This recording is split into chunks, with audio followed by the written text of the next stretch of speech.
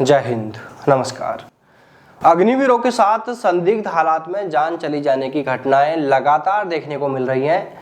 अभी अग्निवीरों के पहले बैच को भी 4 साल का समय पूरा नहीं हुआ है, अभी शायद 2 साल पूरे होने वाले हैं और 10 से भी ज़्यादा ऐसे मामले अभी सामने आ चुके हैं जिसमें या तो अग्निवीर ने खुद को नुकसान पहुंचाकर गोली मारकर अपनी जान ली है या संदिग्ध हालातों में उनकी जान गई है। और अब एक और ऐसे ही अग्निवीर को लेकर एक मामला सामने आया है जिसमें अग्निवीर की जान चली गई है, लेकिन घटना कैसे घटी, घटना के पीछे की वजह क्या रही, अभी इसको लेकर कोई जानकारी सामने नहीं आई है। आपको बता दें कि उत्तर प्रदेश के बहराइच के नानपारा कोतवाली के घुरघुट्टा गांव निवासी अग्निवीर दिलीप निषाद की ड्यूटी के दौरान जान चली गई। मीडिया रिपोर्ट्स में बताया जा रहा है कि अग्निवीर दिलीप की पश्चिम बंगाल के पानागढ़ में तैनाती थी। सोमवार रात को परिजनों को दिलीप की तबीयत खराब होने की जानकारी सैन्य अधिकारियों की ओर से दी गई थी और फिर बाद में दिलीप की जान चले जाने की खबर दी गई। मीडिया रिपोर्ट्स में यह भी कहा जा रहा है कि परिजन अग्निवीर का पार्थिव शरीर लेने के लिए पश्चिम बंगाल के लिए रवाना हो गए हैं, लेकिन घटना के पीछे वजह क्या रही, अभी तक इसको लेकर कोई खुलासा नहीं हो पाया है। अब देखिए, यहाँ पर इस खबर में इस लाइन को यहाँ से पढ़ने के बाद कईयों के मन में यह सवाल जरूर आ सकता है कि अग्निवीर के पार्थिव शरीर को लाने के लिए परिजनों को जाने की आवश्यकता कैसे पड़ गई, क्योंकि अगर ड्यूटी के दौरान किसी सैनिक की जान चली जाती है, वो बलिदान हो जाता है, तो सेना के वाहन से उस सैनिक के पार्थिव शरीर को उनके पैतृक गांव तक सम्मान के साथ पहुंचाया जाता है। तो देखिए, यहाँ अभी तक जो मामला है यह संदिग्ध लग रहा है, घटना के पीछे की जो वजह है वो सामने नहीं आई है।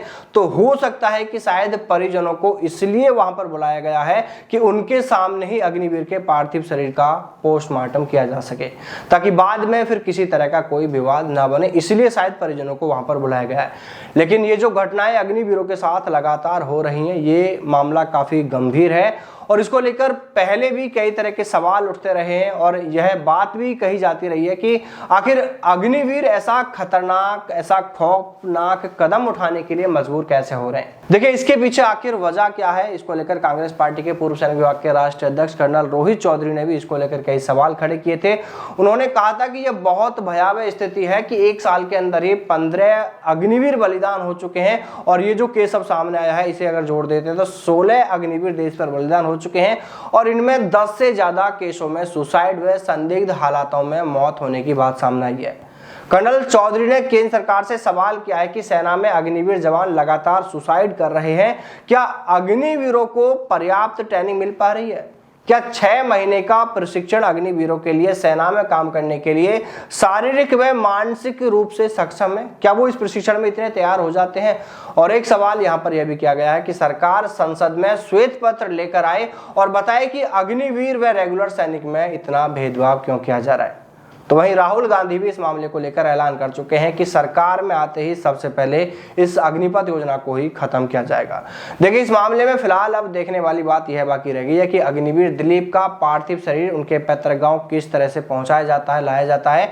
क्या सेना के वाहन से उनका पार्थिव शरीर उनके गाँव ले जाया जाता है या किसी निजी वाहन से, और क्या अग्निवीर के पार्थिव शरीर का अंतिम संस्कार सैन्य सम्मान से किया जाएगा, ये भी देखने वाली बात होगी। क्योंकि देखिए, अभी तक भी इस मामले में यह क्लियर नहीं हो पाया कि आखिर यह घटना कैसे घटी है, अग्निवीर की जान कैसे गई है। जय हिंद, जय भारत, वंदे मातरम।